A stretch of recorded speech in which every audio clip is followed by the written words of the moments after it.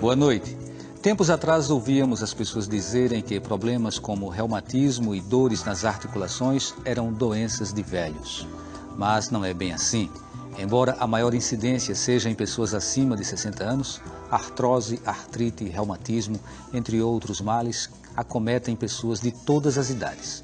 As dores surgem nos joelhos, nos dedos, na coluna, nos quadris, no tornozelo, e as causas podem estar associadas ao sedentarismo, à obesidade e também a fatores genéticos.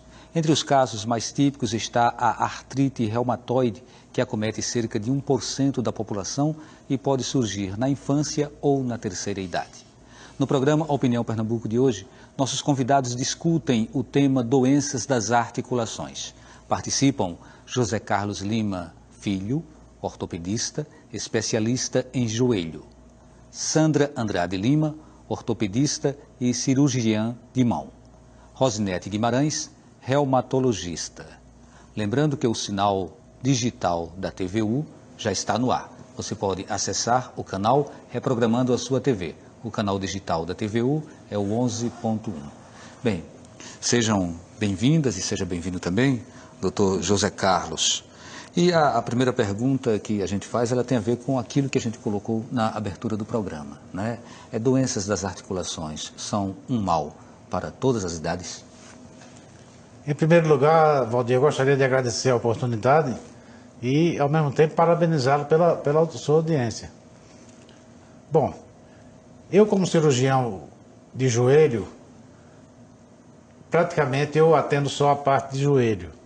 Então, os casos que chegam com dores em várias articulações, eu normalmente encaminho casos para minha amiga Rosinete, que aqui está presente, a reumatologista, porque eu já conheço de longas datas e confio muito no trabalho dela. Eu faço a parte de joelho e tenho especialização nos Estados Unidos e na Itália, onde eu fiz minha pós-graduação, e eu tenho notado nos últimos tempos um avassalador avanço da cirurgia do joelho. E se você me der mais alguns minutos, ou a gente pode deixar para o final do programa, eu gostaria de falar de uma técnica que a gente trouxe agora, mais recente, para conversar sobre isso. Certo, exatamente. Então, a ideia do programa é a gente fazer um diagnóstico, a gente apresentar, né, as questões relacionadas à doença, discutir um pouco de causas e, na evolução, a gente vai chegar às formas de tratar, né, as doenças das articulações. Então, assim, como não deu tempo para o senhor trazer a resposta para aquela pergunta que eu tinha feito inicialmente, né, eu dou mais um tempinho. E a pergunta foi, esses problemas da articulação hoje são um mal que afetam pessoas independente da idade, doutor? Não, isso é independente da idade. Eu já operei casos de joelho e artrite reumatoide juvenil de pacientes de 5, 6 anos de idade, fazendo a chamada sinovectomia, a retirada da sinóvia, que é uma membrana que existe no joelho. Então, para você ter uma ideia, nessa idade, quer dizer, uma criança ainda, né? Então, isso, evidentemente, com maior propriedade, a reumatologista vai falar, mas essas doenças não têm, claro, não são muito comuns, mas não tem idade para... Agora, a artrose, o que a gente vê é que hoje, por exemplo, nos Estados Unidos, 20 milhões de pessoas sofrem de artrose. E dessas, 700 mil são operadas de prótese, que é uma cirurgia muito grande, com grande risco de perda de sangue, e que hoje está sendo substituída por essa técnica nova que nós trouxemos agora lá de fora. Doutora Sandra Andrade Lima, a senhora é especialista em mãos, né? Mas a senhora tem uma formação também em ortopedia. Uhum.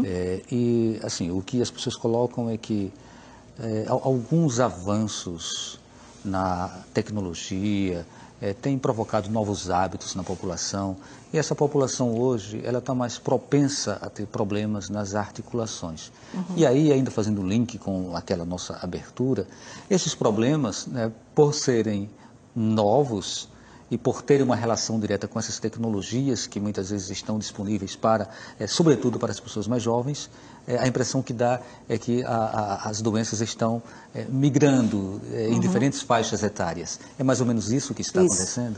O que tem acontecido hoje é que você está no consultório e você está atendendo pacientes jovens que essa nova tecnologia que você disse, que é o uso constante das mãos, e são pacientes chegam até de 18, uma faixa etária entre 18 a 30 anos, com dores na mão incapacitante e provocados pelos, como você disse, as artroses, as artrites, ocorre agora em qualquer faixa etária. Tanto pelo uso excessivo, como também pelos traumas, né? E hoje em dia a gente tem os vários acidentes, né? E as causas podem ser traumáticas e não traumáticas. Para nós, assim, tem tido um grande volume a causa traumática. As não traumáticas são as decorrentes de doenças do trabalho. Doutora Rosinete, ainda uma fala mais conceitual, né? Depois a gente vai aqui topificar algumas doenças e tentar entender um pouco mais assim, a natureza de cada uma delas. Mas eu gostaria que a senhora falasse um pouco sobre essa relação tão imbricada entre a reumatologia e a ortopedia. Como que se dá essa relação? Qual é o limiar, né, dos estudos desses dois campos? O que existe é o seguinte, o ortopedista, ele tem um olhar do cirurgião, ele tem um olhar daquele que vai solucionar o trauma, vai solucionar uma luxação. O reumatologista é o clínico das articulações. Por isso que é uma condição para ser reumatologista, primeiro ter feito clínica médica. As doenças, elas surgem com dor articular. Quando a gente vai pesquisar, encontra inúmeras causas daquela doença. Às vezes o paciente nem percebe, mas um distúrbio na tireoide pode começar com dor articular. Uma dislipidemia com colesterol alto, triglicerídeo, pode ter apenas dor articular, principalmente em mãos. As arboviroses, que estão tanto em moda, aí a gente tem a dengue, a chikungunya e a zika, pode começar o quadro agudo só com dor articular. Dentre elas, a chikungunya é aquela que promove ao longo do tempo uma artrite que pode chegar a ser grave. São artrite de moderada a grave, não é artrite simples, que imita em tudo uma artrite reumatoide. Então vamos tentar entender melhor. Uma pergunta bem básica. O que é artrite? Artrite é uma doença inflamatória que acomete a articulação. Se você falar apenas na definição da palavra artrite, artrite é uma articulação com inchaço, quente e vermelha. Isso é primordialmente um quadro de artrite, que pode ser numa única articulação, que a gente chama de monoarticular, uma ou duas articulações, que a gente chama de oligoarticular, e pode acometer todas as articulações, que a gente chama de poliarticular. Que no caso da reumatoide, a doença se apresenta geralmente com um quadro poliarticular. Doutor José Carlos, qual a incidência de artrite num lugar como o Brasil, num lugar como Pernambuco, nas demandas para os consultórios médicos? É muito frequente as pessoas hoje apresentarem problemas de artrite? Basicamente, como ela falou bem, a gente trata mais de artrose. Os casos de artrite, dores em várias articulações, normalmente eu procuro encaminhar para o reumatologista. Mas em termos de percentual, no caso específico do joelho, que é a nossa área, em torno de 30% da população, depois dos 60 anos, seguramente vai ter a sua artrose.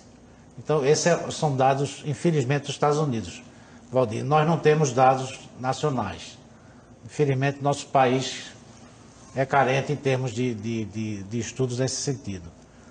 E, como eu disse, nos Estados Unidos é que tem todos, esses são dados americanos, a artrose está se tornando mais frequente, principalmente pela questão da obesidade. Eu me lembro que eu tinha um professor lá nos Estados Unidos, quando eu fui estudar joelho, que me disse uma vez, Carlos, ele me chamava assim, não existe pneu de Volkswagen que aguente carroceria de caminhão. E é uma verdade. O excesso de peso causa dor nos joelhos. E essa é uma das causas que... E nos Estados Unidos a obesidade é uma epidemia, como vocês sabem, né? Esse é um ponto que eu vou levar também, que vou trazer também para o programa, essa questão das causas, né? O que leva as pessoas a serem acometidas por essas doenças. E já que o senhor tocou aqui em artrose, vamos tentar entender agora a diferença. Para vocês é muito fácil, né, ter essa compreensão, porque é o dia a dia da profissão. Mas é possível que para algumas pessoas haja alguma dúvida. Então, como que a gente estabelece a diferença entre, por exemplo, artrite e artrose? doutora Sandra Andrade. Como Rosinete falou, a artrite é um processo inflamatório localizado na articulação que tem como quadro clínico o edema, o calor e o rubor. O rubor é a vermelhidão, certo? A artrose, para diferenciar, que confunde muito, a artrose é quando ocorre um desgaste da superfície articular. Eu vou até falar assim, como eu falo para o meu paciente. Eu falo, você conhece o osso da galinha? Que tem aquela partezinha branca, para ser assim, para explicar bem claro. Isso ali é cartilagem. É isso que a gente tem. Nos dedinhos, entre cada articulaçãozinha tem a cartilagem, que é aquela branquinha. A artrose é quando ocorre acometimento, desgaste dessa cartilagem até atingir o osso. Aí ela se torna a osteoartrose, quando atinge o osso. É diferente. Ok, então vamos chegar agora nessa questão da obesidade, né, que é um problema, e aí sim o Dr. José Carlos, ele trouxe uma metáfora, né, bem interessante, essa questão do carro pequeno com do carro pequeno, do pneu pequeno com carro. Pneu pequeno com uma carga muito grande. Foi, se esse professor me falou, eu nunca mais esqueci disso. Então vamos lá, né? A sociedade hoje está muita gente passando do peso, e o que se coloca é que esse excesso de peso pode levar a problemas nas articulações. Doutora Rosinete Guimarães, é dessa forma mesmo? Como a sociedade está ou deve fazer para evitar que um excesso de peso, que uma alimentação exagerada, que o sedentarismo que muitas vezes leva a uma obesidade possam interferir e possam se refletir em dores que ela venha a sentir em suas articulações? Com certeza. O que a gente percebe é que a nossa população está envelhecendo.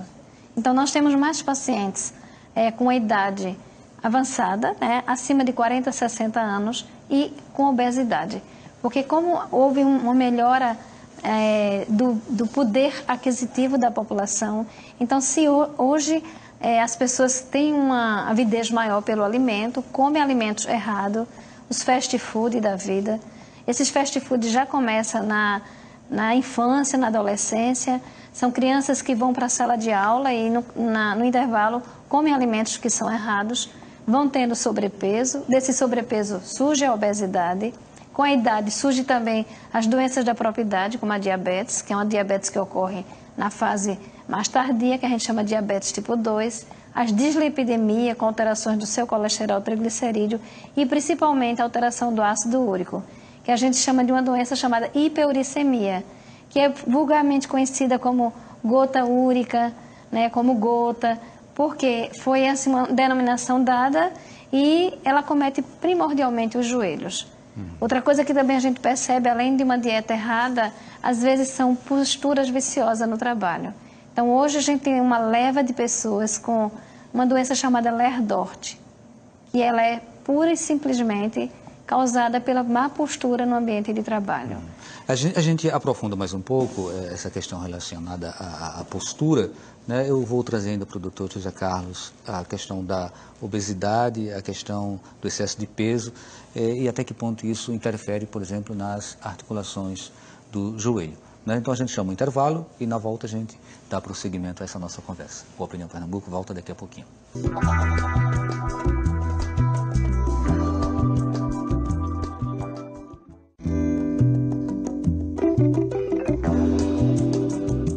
O Opinião Pernambuco está de volta com o tema Doenças das Articulações.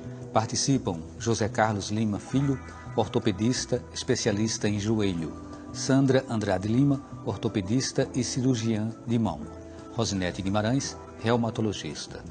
Dr. José Carlos Lima, antigamente as pessoas rezavam muito de joelhos e não reclamavam tanto, né, dos joelhos. Ultimamente, o que mais a gente encontra é pessoas, caramba, meu joelho está doendo, estou com um problema no joelho.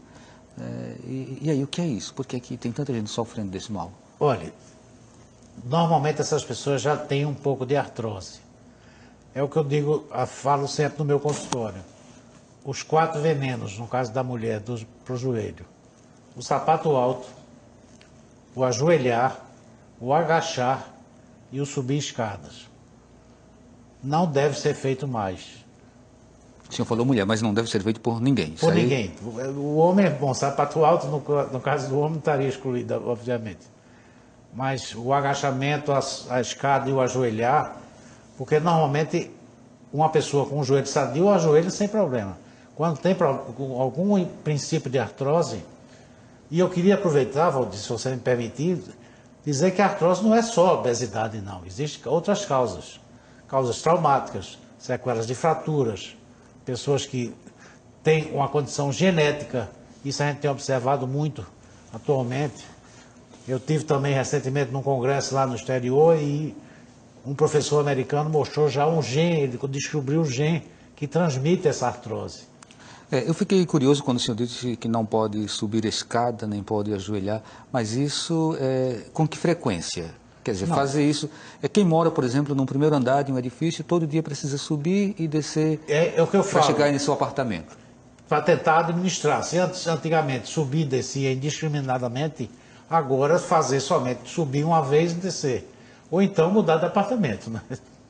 Que nem todo mundo tem condição, Nem né? todo mundo tem condição, exatamente.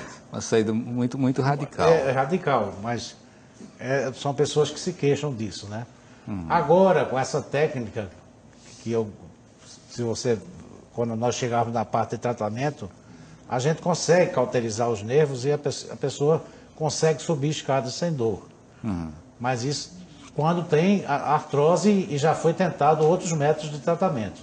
Certo. Eu me comprometo com o senhor que no começo do primeiro bloco a gente já traz essa questão dos tratamentos. Por exemplo, hoje as pessoas fazem muitas atividades físicas e nas atividades físicas elas flexionam muito, né? Os joelhos, flexionam as mãos também. Aí para rodar um pouquinho, vamos passar para a doutora. Doutora, essas práticas esportivas, até que ponto elas podem comprometer as articulações? Que tipo de acompanhamento é necessário para que isso não chegue a acontecer?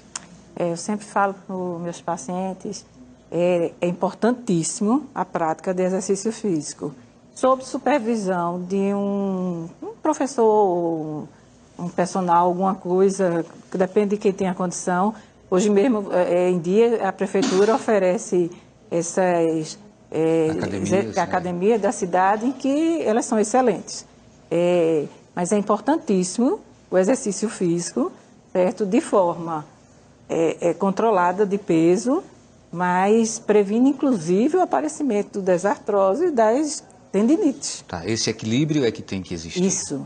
Se você tem um trabalho, como o Rosinete falou, que a gente tem um levantamento, e os pacientes que têm LER, DORC, os pacientes a gente colocando eles em uma atividade física, aí tem uma gama de atividades físicas que ele pode fazer, ginástica funcional, pilates, que são mais direcionadas com cuidado com certas articulações, que eles têm um programa, o resultado tem sido excelente, do retorno ao trabalho. Ok, doutora Rosinete, como a senhora entende essas práticas modernas, por exemplo, de se fazer exercícios com uma certa frequência? Um comparativo com isso seriam as atividades braçais, que também eram muito comuns, né? Antigamente, antes de a gente ter tanta tecnologia, tanta industrialização, tanta mecanização. Mas no nosso tempo agora são esses exercícios. Isso é necessário? Os exercícios são necessários para a gente evitar os problemas ou eles são causa? Como que a gente encontra esse ponto de equilíbrio? Como disse Sandra, o ponto de equilíbrio tem que ser dado pela própria academia que você está, como um exemplo, a academia da cidade. As pessoas individualmente que não frequentam academias, elas não têm condição de fazer essa administração, de saber até onde podem ir? Uma das coisas que a gente fala é que o maior parâmetro que aquele exercício está sendo prejudicial é o quadro de dor. Se a articulação dói, ela está dando um alerta, olha, tu exageraste, não passa daí, né? Tipo assim, os exercícios têm que ser exercícios mais baseados em alongamentos, né? Tem que ser exercícios que não leve sobrecarga e que respeite aquela articulação.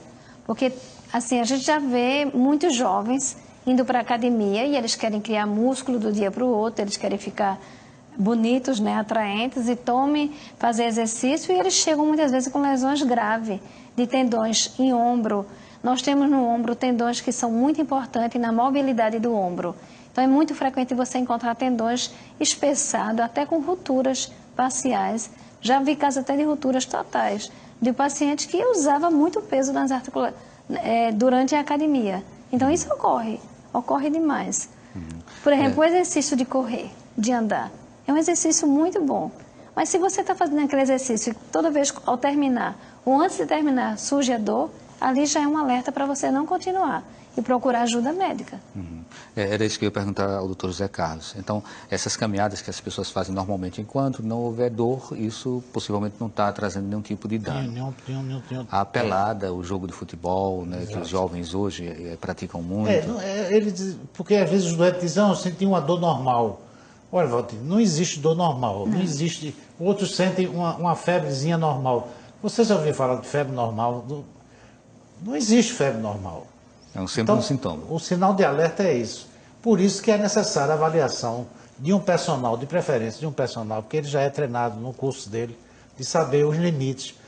Isso que ela falou é que vamos falar já, o paciente ele está ultrapassando o seu limite fisiológico. E isso não pode. Ele tem que ser enquadrado dentro do que até onde ele pode. É porque numa academia se estabelece uma competição psicológica. Um está fazendo com 70 quilos, outro com 30 somente. Aí ele quer fazer igual ao outro lá. Termina lesionando o joelho, o ombro, enfim, qualquer das articulações. Doutora Sandra, vamos entrar agora um pouco no campo dos exercícios ou das atividades mais laborais, né? E aí, assim, é muito comum hoje as pessoas aparecerem com tendinite. Pelo uso de computador e por aí vai. Né? É a doença da modernidade? É a doença da modernidade. E vamos diferenciar tendinite e tenossinovite. Sim. A tendinite é a inflamação do tendão. A tenossinovite é a inflamação da bainha que cobre o tendão. E o tendão precisa dessa bainha para lubrificá-lo. Então, existe essa diferença, né?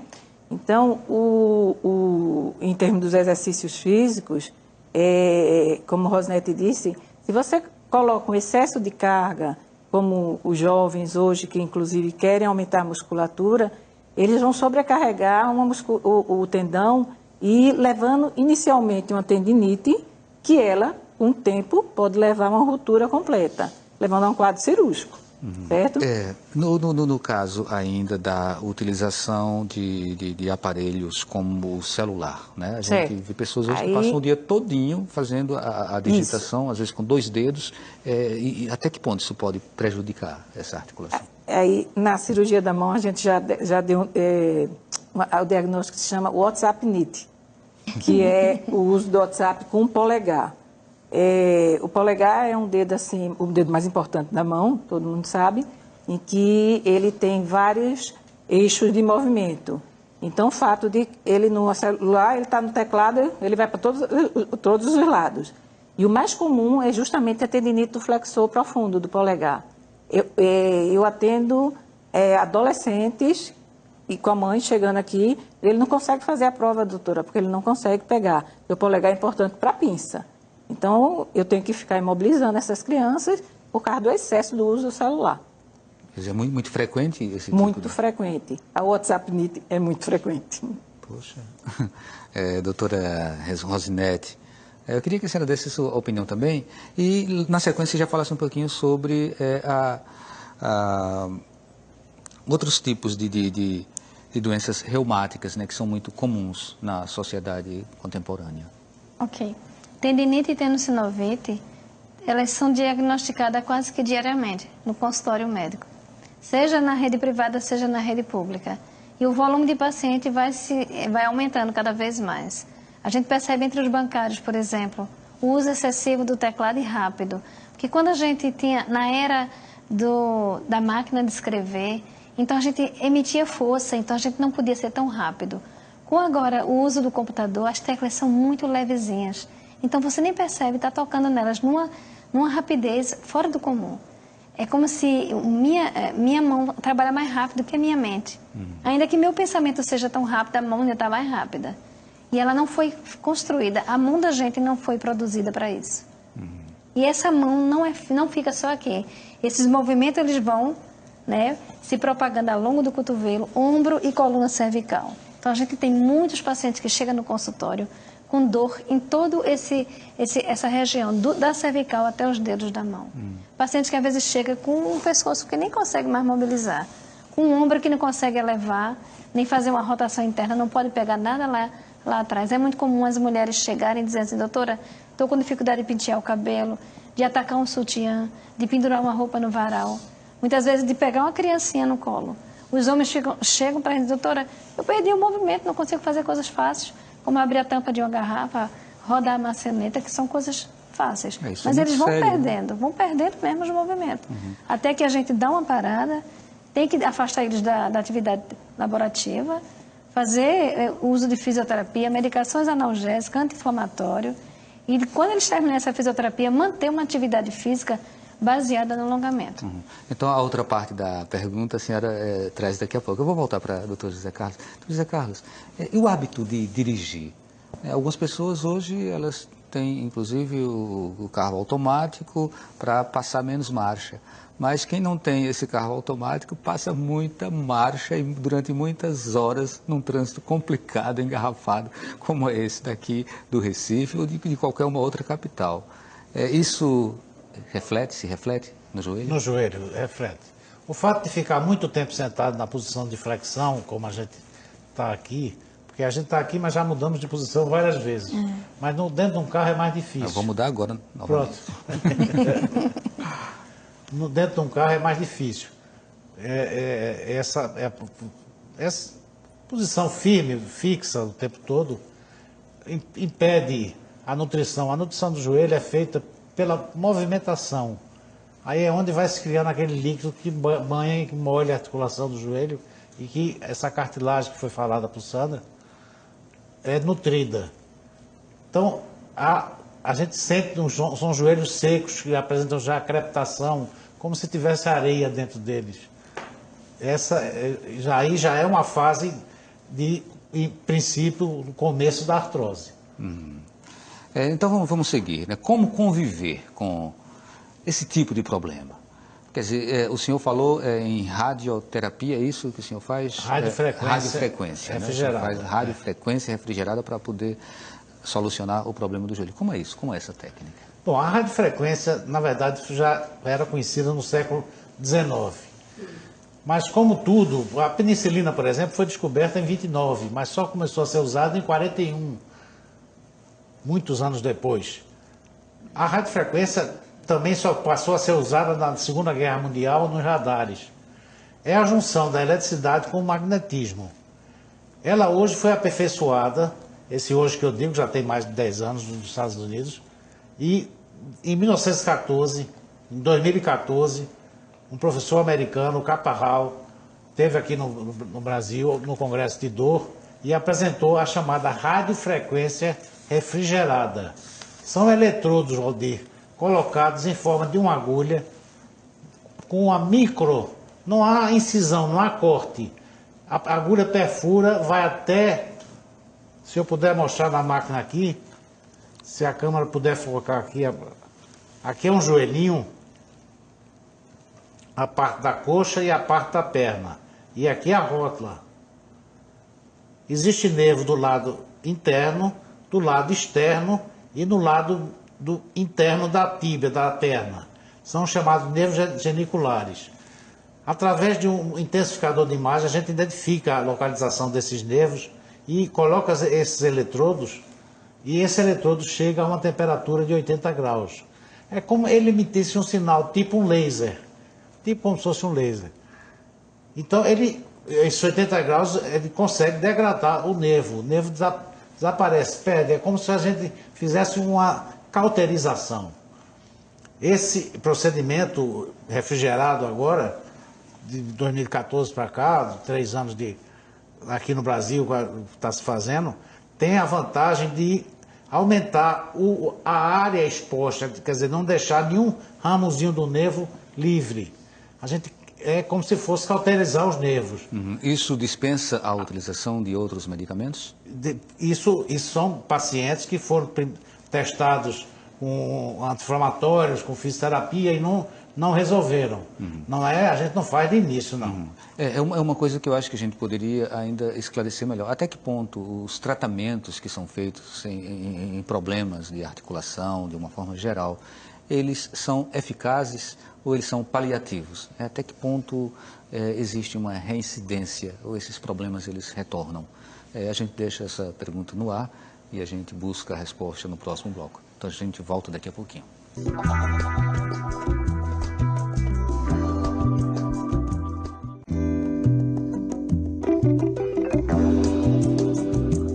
O Opinião Pernambuco está de volta com o tema Doenças das Articulações. Participam José Carlos Lima Filho, ortopedista e especialista em joelho. Sandra Andrade Lima, ortopedista e cirurgiã de mão. Rosinete Guimarães, reumatologista. Doutora Sandra, a gente tinha deixado no ar a pergunta sobre a possibilidade ou não de retorno quando você faz um tratamento nas suas articulações. Certo. Esses tratamentos, eles são eficazes o suficiente para não haver um retorno com frequência? Ou seja, você curou do joelho, por exemplo, você está bom, você curou de um problema de tendinite, você está bom ou não? Como que é esse acompanhamento para que a coisa não volte? Pois é. O que eu estava comentando é que justamente isso.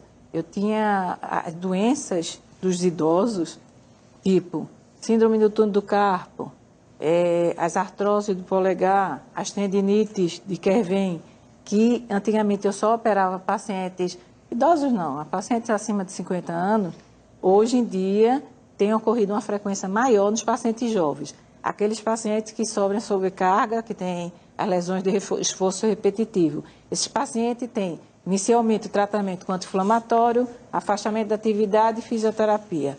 Só que eles retornam, eles são bancários, são fábricas. Hoje em dia o trabalho manual é muito rápido, porque é produção, se chama produção, tudo. E nesses pacientes, quando ela se torna crônica, a tendinite, elas são cirúrgicas. Ele se desenvolve, e o túnel do carpo também, que é um aprisionamento do nervo a nível do punho, que normalmente a gente operava em pacientes mais velhos, hoje em dia a gente tem feito em pacientes mais jovens. O empregador brasileiro está preparado para ter consciência sobre esse tipo de problema? Não sinto muito, não. Eu acho que devia ser feito... Demissão, tem gerado demissão? Isso. Gerado muita demissão e os pacientes vêm à nossa procura justamente para dar laudo e com o advogado perguntando. A gente não pode dar o nexo causal, só o médico do trabalho, né? Mas a gente afirma que ele vem sendo tratado há 5 anos atrás, diz todo tipo de tratamento que fez. O trabalhador pode recorrer, caso seja demitido por um motivo desse? Ele geralmente recorre. Doutora Rosinete, a artrite reumatoide, o que é, de fato? A artrite reumatoide é uma doença inflamatória que acomete todas as articulações. 1% da população é acometida pela doença, que tem um padrão genético e familiar. Ela não é uma doença puramente genética. Vou dar um exemplo de puramente genética. Se eu tenho um traço da anemia falciforme, meu filho vai ter anemia falciforme. O que seria anemia falciforme? Anemia falciforme é uma patologia que atinge exatamente as hemácias, que elas ficam em forma de foice. E são hemácias que têm um poder de levar o oxigênio baixo. Então, são pessoas que trabalham com oxigênio em baixa. Então, eles têm doenças inflamatórias em periferia, porque o oxigênio não foi bem na perna, fazem úlceras, né? Tem um acometimento nesta área. A artrite reumatoide é uma doença que a gente tem uma história assim, minha avó tinha, né? Um irmão tem, a minha prima tem. Não é obrigatório que a mãe tenha e o filho vá ter. Mas o que é que acontece? São pessoas jovens, geralmente mulheres, em plena fase produtiva de suas vidas. Acometem mais mulheres entre 20 e 40 anos e que são acometidas de uma riqueza de sinais, com todas as articulações doendo, dificultando muitas vezes a deambulação. As pacientes ou os pacientes masculinos acordam com rigidez matinal. O que é a rigidez matinal? É um entrevamento, como se tivessem entrevadas as articulações, uma dificuldade de abrir as mãos, de levantar, às vezes precisa até de ajuda nas fases mais agudas. Então, teve esse tipo de sintoma, já deve imediatamente procurar o médico, né? Eu pediria agora a compreensão de vocês e um pouco de ajuda até para poder a gente contemplar uma quantidade maior, né, de pessoas que estão passando perguntas. Então, assim, que as respostas elas fossem bem rápidas, né, o mais enxutas possível. A primeira pergunta é do Alceu Belas, do bairro da Torre. Ele pergunta: em uma cirurgia de menisco, o médico raspou minha artrose, daí passei a sentir muitas dores. Existe algum remédio para aliviar as dores, doutor? A gente precisaria avaliar o grau da artrose que está, através de uma ressonância magnética. Esses são daqueles casos que eu citei da radiofrequência refrigerada. Se ele não está resolvendo com a fisioterapia nem com tratamentos outros, teria a indicação de fazer a cauterização dos nervos do joelho, porque o menisco não se repõe mais. A pergunta de Neuraci Berenguer: é normal as dores da artrose serem muito fortes? Poderia responder, doutora Sandra? Sim, sim, dependendo, como o Zé Carlos falou, do grau da artrose. Ela vai de leve, moderada a severa. A artrose severa é praticamente incapacitante, né? Aí vai necessitar na mão ou de uma prótese ou de uma artrodese. A artrodese é quando a gente faz a fusão de uma das partes do dedo ou do punho e ele ele deixa de movimentar, mas em troca ele não sente mais dores. Doutora Rosinete, o Ivan de Oliveira, ele pergunta, ele diz, né, tive chikungunya no ano passado e até hoje sinto dores muito fortes nas articulações. Essa foi a Isso melhor é normal? pergunta. O que posso fazer para melhorar? Eu já vi várias pessoas reclamando disso. Essa foi a melhor pergunta. Das arboviroses, que é composta pela dengue, chikungunya e zika vírus, a única que promove um quadro de artrite grave é a chikungunya. A gente tem, assim, quem mais estuda chikungunya no Brasil é Pernambuco, porque o número de casos aqui foi muito grande. E assim, nós temos agora protocolos que são assumidos pelo Brasil inteiro. A chikungunya é uma doença semelhante à artrite reumatoide, que acomete todas as articulações. Na fase aguda, o paciente tem uma verdadeira dificuldade de deambular, de levantar pela manhã, de fazer suas atividades mínimas, a higiene pessoal, sentar na mesa e tomar o seu café da manhã, tudo ele vai ter dificuldade. Então, a gente tem que entrar com analgesia pesada, que haja no sistema nervoso central e também anti-inflamatório. A gente entra com medicações que a gente só usa na artrite reumatoide. Usamos também antinevrítico, porque ela deixa uma dormência e formigamentos intensos, além de uma dor lancinante nas articulações, porque o formigamento e o queimou, o ardor que a junta tem, é uma forma de dor. A dor pode ser, inclusive, uma dor cansada, mas dá uma dor nevrítica, que tem que usar antinevrítico. E, por fim, a gente usa os mesmos remédios da artrite. Aproveitando a deixa dele... Rapidinho, doutora, que senão a gente não atende as outras pessoas.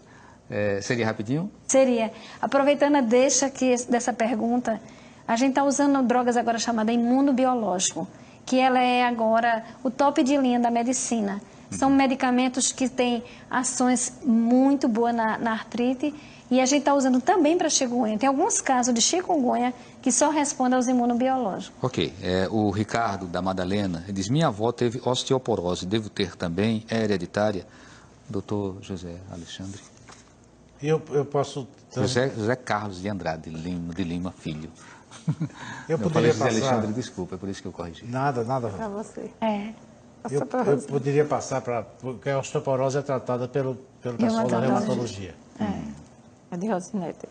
Então vamos deixar para daqui a pouquinho. Vamos para outra pessoa falar, depois a gente volta para a doutora Rosinete. Uma pessoa que tem pés valgos, 15A para as 3, diagnosticado ainda na infância, pode corrigir usando botas ortopédicas ou algum outro método não cirúrgico? Com que idade? Ainda na infância, disse que foi diagnosticado na infância. Sim, mas a idade atual. Não diz aqui. Não, se tiver assim 14, 15 anos, não corrige mais. Agora, se não tiver dor, ele pode viver tranquilamente com esse problema sem afetar os pés. Pronto, então vamos voltar agora para a osteoporose, né? A osteoporose é uma doença que acomete os indivíduos, mais comum na mulher menopausada. Pode realmente um neto vir a ter osteoporose, mas ela não é uma doença determinada geneticamente, não. Existe um fator familiar presente, forte. Agora, o que acontece mais na osteoporose é má exposição, né? Má alimentação, você ter uso de corticosteroide durante sua fase de adolescência ou adulto jovem, por alguma doença de base, digamos, crianças que têm cansaço, asma, toma muito corticoide. Isso pode agravar. Isso faz com que você diminua a sua massa óssea, a sua matriz óssea fica frágil. Okay. E aqui no Brasil, a primeira causa de osteoporose é baixa de vitamina D.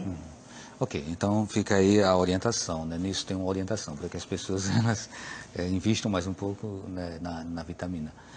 Doutora Sandra, a questão postural, né? As pessoas às vezes sentam muito errado, se deitam para ter acesso ao computador, né, ao notebook, ao tablet.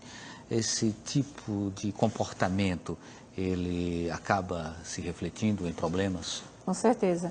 No início, a Rosinete até tocou nesse ponto, em que o problema postural é uma das maiores causas de dores articulares, e principalmente porque no dia a dia você está sentado, você não tem uma cadeira adequada no trabalho, tudo isso é importante para que a pessoa não tenha nenhuma dor articular.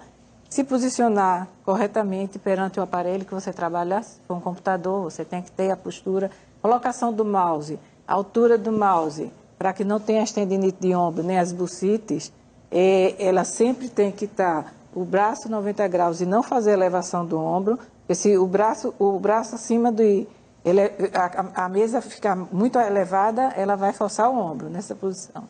Então, tudo isso é importante para que não desenvolva as tendinites ocupacionais, né? Doutor José Carlos, as pessoas, elas ficam às vezes perguntando, né, como você, por exemplo, ter uma relação com o seu parceiro, com o seu cônjuge, se você tem um problema sério na coluna, se você tem um problema sério de joelho. Existe alguma orientação nesse sentido? Né? O que é que as pessoas podem fazer para conviver com problemas em articulações quando eles são crônicos, quando eles não têm solução? Atividade física. Só existe isso. Atividade física. E hoje o Pilates, a gente tem visto no consultório, o Pilates, que está amplamente difundido, dá um alongamento muito bom, trabalha no fortalecimento também, lógico, mas principalmente no alongamento, que é o que está faltando ser feito. As pessoas querem logo aquecer, melhorar a musculatura e esquecem o alongamento. Para isso, para esse telespectador que telefonou, eu recomendaria o aquecimento e principalmente o alongamento no Pilates. Posso complementar? Yoga também? E a yoga também ajuda. Posso complementar? De alto impacto, né? Exatamente. O Pilates é mais direcionado, né? Posso complementar? Sim, doutor. Tanto o Rosinete como o Zé Carlos falaram no alongamento. Além do alongamento, é importante o equilíbrio. O equilíbrio, ele tem duas partes, nós dividimos, né? Nós temos dois lados. Então, o equilíbrio no exercício físico é tão importante quanto o alongamento. Você trabalha, faz uma atividade física. Hoje em dia eu faço ginástica funcional. É impressionante como você, não tendo o equilíbrio nos dois membros de forma simétrica, você sai com dor no joelho, sai com dor no punho, no ombro. É super importante. Fora o alongamento, equilíbrio. É importante. E tem os exercícios de equilíbrio para isso. Gente, não temos tempo mais nem para dar uma rodada, né, de considerações finais. Mas assim, eu entendo que as falas de vocês foram muito objetivas, muito precisas e esclarecedoras para o telespectador. Então a gente agradece a participação de vocês, agradece também a participação de pessoas que têm tido uma frequência bacana assim, nas redes sociais, principalmente no Facebook. Então tem Edilane, Maria, Márcio Ferreira, Diel Moura, Eliomar Silva, né? E aqui ficam os nossos agradecimentos para todos que acompanharam o programa hoje e que acompanham também o dia a dia do Opinião Pernambuco. Boa noite e até o próximo programa.